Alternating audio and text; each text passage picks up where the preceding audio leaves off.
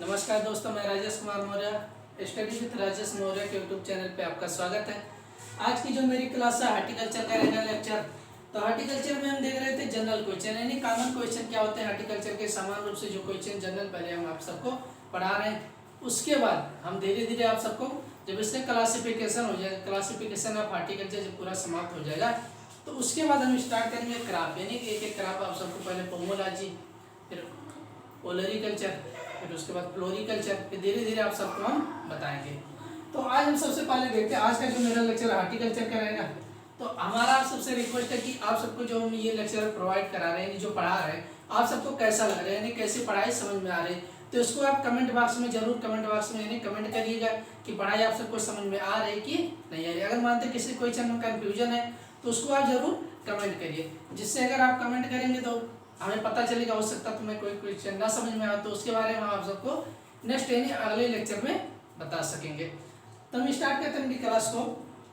तो सबसे पहले बता दो edible part of cauliflower. Edible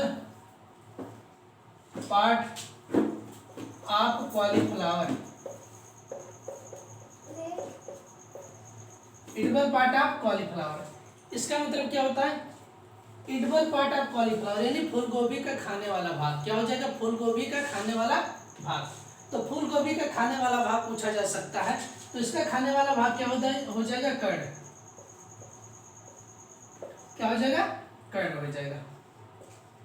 तो ये ध्यान रखना, ये क्वेश्चन होगा कि फूल गोभी का खाने वाला भाग कौन सा। बहुत लोग क्या कहते हैं पुष्पासन, उसको भी खाया जाता है, लेकिन तो जो हमारा टर्म है, अब चाहे ईपी वर्ड मतलब कहीं पर यही पूछा जा सकता है कि एडिबल पार्ट ऑफ कॉलीफ्लावर, फूल गोभी का खाने वाला भाग क्या होता है? तो कर्ड होता है। क्या होता है? यही देता कर्ड, पुष्पासन नहीं देता। उसके बाद अगला क्वेश्चन आ जाता है edible part of cabbage. Edible part of cabbage,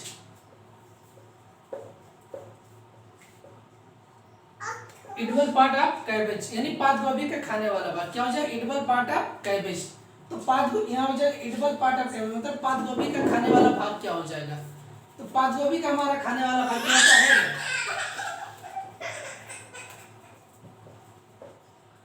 तो पात गोभी का खाने वाला भाग क्या हो जाएगा? हेड हो जाएगा। तो इसको जरूर ध्यान में, पात गोभी आप सब देखे होंगे ऐसे इसका पौधा रहता है, उसके बाद ऐसे बना रहता है। क्या? ऐसे बना। तो इसके इसमें पूरा क्या बना रहता है? इसमें पूरे कैबेज पूरा भरा रहता है। तो इसका हम खाने वाला भाग कौन सा? ये पूरा हेड खाते हैं। क्या खाते हैं? हेड खाते हैं। तो इसीलिए बताया जाता है क्या कि एडिबल पार्ट ऑफ कैबेज यानी पात गोभी का खाने वाला भाग क्या होता है? तो पात गोभी का खाने वाला भाग क्या हो जाएगा? हेड हो जाएगा। तो इसको आप जरूर ध्यान रखना, इसको नोट कर लीजिएगा अच्छी तरीके से। उसके बाद अगला क्वेश्चन आ जाता है, एक क्वेश्चन और बता दें, एडिबल पार्ट ऑफ हमारा हो जाता है गांठ गोभी, यानी एडिबल पार्ट ऑफ तुम्हारा हो जाएगा, ये तुम्हारा फूल गोभी हो गया, उसके बाद हमारा हो गया पत्ता गोभी। क्या हो जाएगा? पत्ता गोभी हो गया। उसके बाद अगला क्वेश्चन आ जाता है,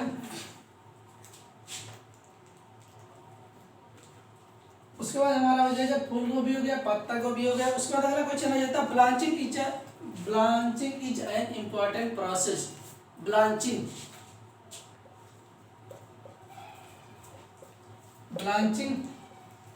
इज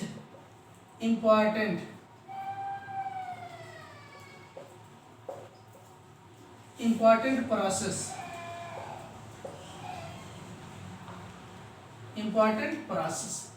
तो सबसे पहले हमें ये ध्यान रखना जरूरी है कि ब्लांचिंग क्या होता है, यानी ब्लांचिंग होता क्या है, इसको सबसे पहले हम देख लेते हैं। उसके बाद ये किसमें किया जाता है? इंपॉर्टेंट प्रोसेस मतलब ये प्रक्रिया किसमें की जाती है?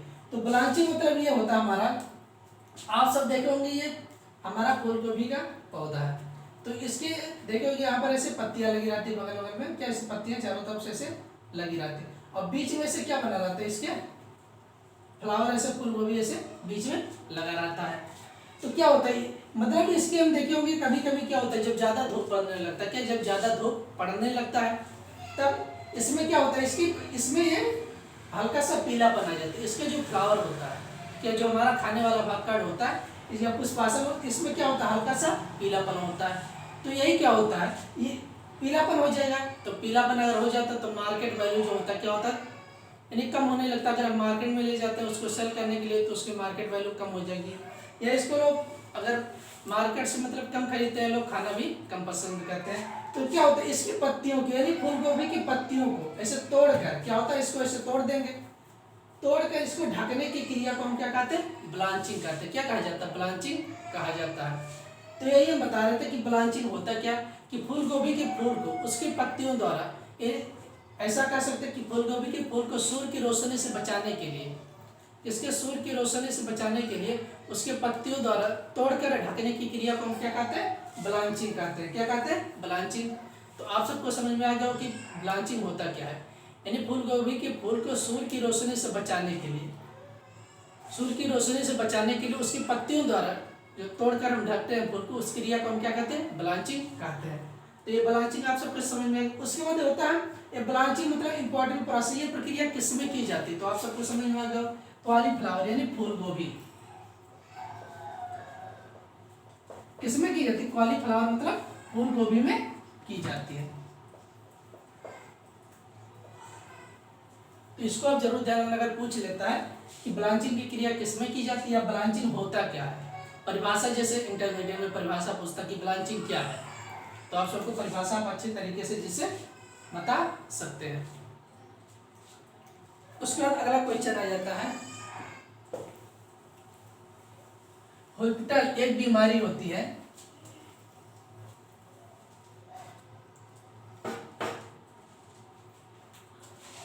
हॉस्पिटल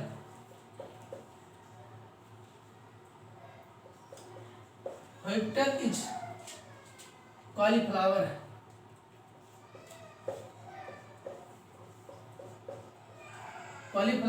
ड्यू टू हॉस्पिटल जो होता है कॉलीफ्लावर में होता है, किस में होता है, फूल गोभी में होता है। ड्यू टू मतलब किसके कारण होता है। तो ये हम आप सबको यहाँ पर बता रहे हैं कि हॉस्पिटल किस में होता है, कॉलीफ्लावर में होता है, फूल गोभी में होता है, बीमारी होती है। क्या होती है, बीमारी होता है। ड्यू टू मतलब किसके कारण होता है, क्या हो जाएगा, किसके कारण होता है। तो हमारा जो होता है एक एलिमेंट उसकी कमी से होता है, यमो मतलब मोलिब्डेनम की कमी से होता है। यमो को हम क्या बोलते हैं, मोलिब्डेनम।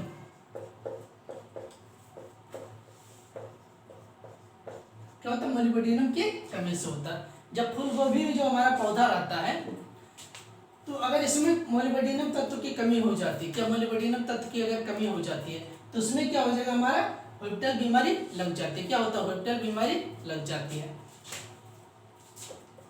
उसके बाद अगला क्वेश्चन हम आप सबको बता दें कि एडिबल पार्ट ऑफ नोरखोल यानी गांठ गोभी का खाने वाला भाग, ये भी क्वेश्चन आप सबको बता देते। एडिबल पार्ट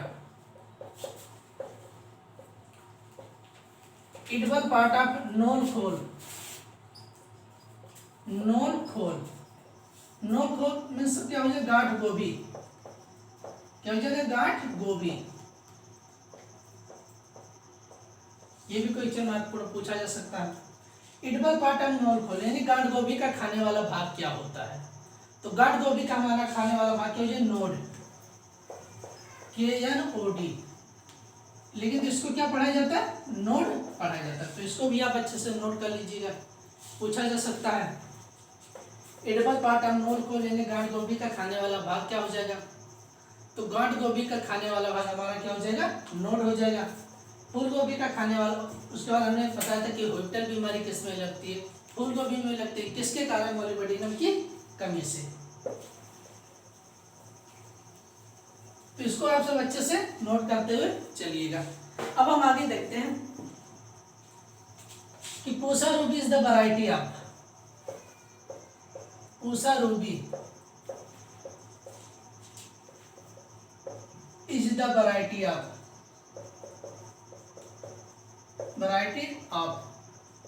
यानी पूसा रूबी प्रजाति है। ये क्वेश्चन भी पूछा जा सकता है कि Pusa Ruby is the variety of, Pusa Ruby प्रजाति किसकी प्रजाति है, तो टोमेटो।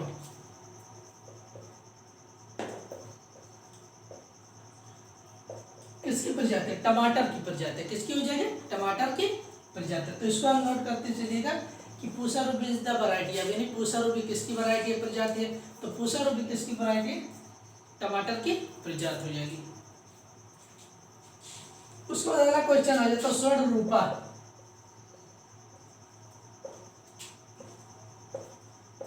स्वर्ण Rupa is the early variety of, early variety.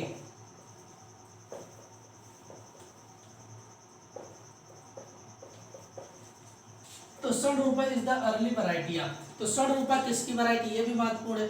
तो षडरूपा हमारी वैरायटी किसकी हो जाएगी, लीची किसकी हो जाएगी, लीची की वैरायटी हो जाएगी।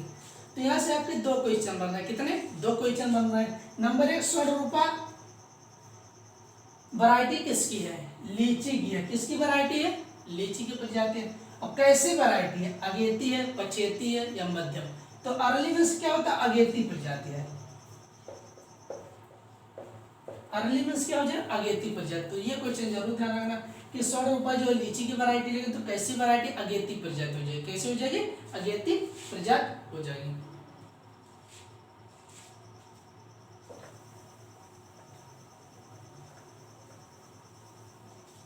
उसके बाद हम आगे देखते हैं, Pajaro is the variety of,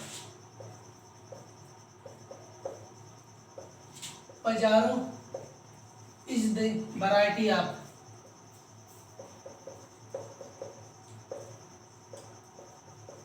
तो ये भी क्वेश्चन पूछा जा सकता है कि Pajaro is the variety of, मतलब पजारो किसकी वैरायटी है। तो किसकी, स्ट्रॉबेरी, स्ट्रॉबेरी किसकी हो जाए, स्ट्रॉबेरी। अब स्ट्रॉबेरी क्या होता है, इसके बारे में हम बता देते हैं। स्ट्रॉबेरी एक छोटा जो हमारा होता है, जैसे करौदा या बेर होते हैं, उसी की तरह छोटा छोटा फल होता है। लेकिन तो स्ट्रॉबेरी पकने पर क्या होता है, रेड कलर का हो जाता है। कैसा हो जाता है, रेड कलर का हो जाता है। और इसमें जो होता है सबसे अधिक विटामिन सी पाया जाता है, यानी हाईएस्ट मात्रा में विटामिन सी स्ट्रॉबेरी में पाया जाता है। तो ये क्वेश्चन यहाँ से बना कि पजारो क्या हो, Pajaro is the variety of, तो पजारो किसकी वैरायटी है, पजारो किसकी वैरायटी, स्ट्रॉबेरी की वैरायटी है। इसमें विटामिन सी अधिक मात्रा में पाया जाता है।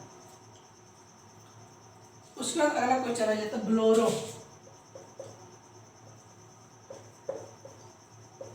Bolero is the variety of,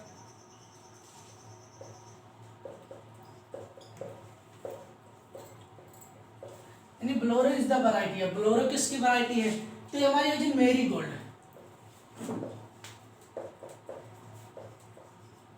मेरी गोल्ड, मेरी गोल्ड में क्या हो जाए, गेंदा, जिसे हिंदी में क्या बोला जाता है, गेंदा बोला जाता है। तो इसको जरूर हम नोट करते चलिएगा कि Bolero is the variety of किसकी, मेरी गोल्ड यानी गेंदा की है। किसकी हो जाए, गेंदा की हो जाएगी। एक क्वेश्चन यहाँ महत्वपूर्ण है, पूछा जा सकता है गेंदा की बीज दर, महत्वपूर्ण पूछा जाता है कभी, सीड रेट यानी बीज दर, जिसे हम क्या कहते हैं, सीड रेट, सीड रेट या बीज दर। तो गेंदा की कभी कभी बीज दर पूछ लेता है 1.5 किलोग्राम, 1.5 किलोग्राम प्रति हेक्टेयर। कितना हो जाए, 1.5 किलोग्राम प्रति हेक्टेयर हो जाए। तो इसको भी आप अच्छे से नोट कर लीजिएगा।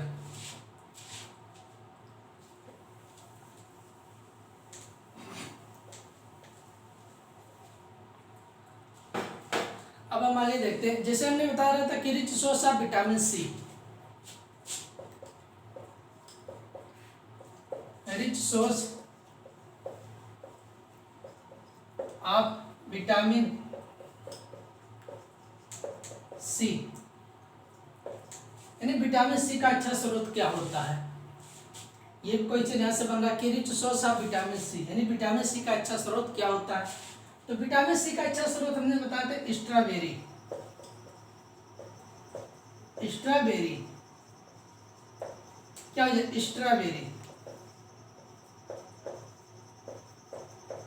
स्ट्रॉबेरी हो जाए, ये हो जाता है। उसके बाद हमारा भी होता है, उस सेकंड नंबर पे क्या हो जाए, आंवला, ये हमारा फर्स्ट हो जाए। उसके बाद सेकंड नंबर पे हो जाए आंवला,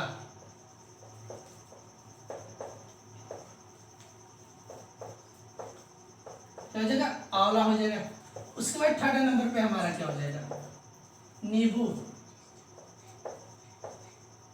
नींबू जिसे इंग्लिश में क्या बोला जाता है, सिट्रस, क्या हो जाएगा, नींबू वर्गीय फसलें, क्या हो जाएगा, नींबू वर्गीय फसलें हो जाएगी, या क्या हो जाएगा, सिट्रस हो जाएगा।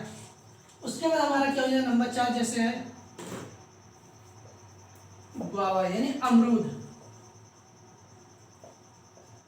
गुआवा या जिसे कहते हैं अमरूद, यानी अगर सीक्वेंस में पूछ लेता तो क्या सीक्वेंस में पूछ लेता है कि बाई चांस अगर पूछ लेता निम्न में से किसमें सबसे अधिक विटामिन सी पाया जाता है, वो विकल्पीय में पूछ लेता यूपी बोर्ड में, या ऐसे वन लाइनर में पूछ लेता कि किसमें विटामिन सी अधिक मात्रा में पाया जाता है, तो सबसे पहले स्ट्रॉबेरी में पाई जाएगी, उसके बाद आंवला, क्या हो जाएगा आंवला, उसके बाद नींबू यानी सिट्रस वर्गीय मतलब नींबू की फसल, उसके बाद अमरूद यानी गुआवा में पाया जाता है। अमरूद में कहाँ पर पाया जाता है, तो अमरूद के छिलके में पाई जाती है। ये महत्वपूर्ण ध्यान रखना कि अमरूद के जो छिलका होता है, ऊपरी जो छिलका होता है, उसमें विटामिन सी अधिक मात्रा में पाया जाता है। तो इसको आप अच्छे से सीरियल वाइज जरूर अच्छे से इसको आप नोट कर लीजिएगा।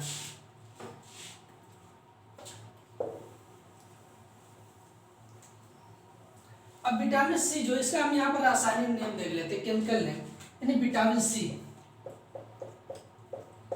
विटामिन सी का कभी कभी रासायनिक नाम पूछ लेता है या केमिकल नेम, जिसे इंग्लिश में बोलते हैं रासायनिक नाम या केमिकल नेम। एस्कॉर्बिक एसिड,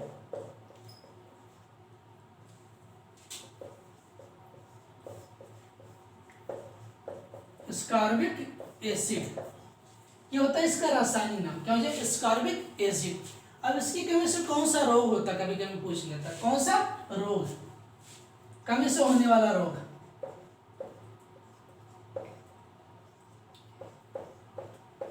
कमी से होने वाला रोग यानी डिफिशियंसी डिजीज, मतलब इसकी कमी से स्कर्वी, कौन सी बीमारी होती है, स्कर्वी होता है। तो अगर हमें इसके रोकना है तो क्या करना चाहिए, हमें विटामिन सी अधिक मात्रा में खाना पड़ेगा। क्या विटामिन सी, जिसमें विटामिन सी अधिक मात्रा में पाया जाता है उसको हमें लेना पड़ेगा। तो ये क्वेश्चन हो गया कि विटामिन सी के बारे में हमने आप सबको बता दिया।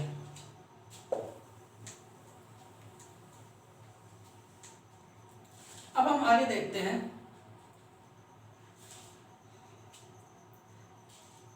Dwarf variety of mango. ये भी क्वेश्चन पूछा जा सकता है कि dwarf variety of mango, dwarf variety of mango, dwarf मतलब बौना, आम की बौनी प्रजाति कौन सी, ये क्वेश्चन पूछा जा सकता है कि ड्वार्फ वैरायटी ऑफ मैंगो या आम की बौनी प्रजाति कौन सी होती है। आम्रपाली, क्या हो जाएगा आम्रपाली।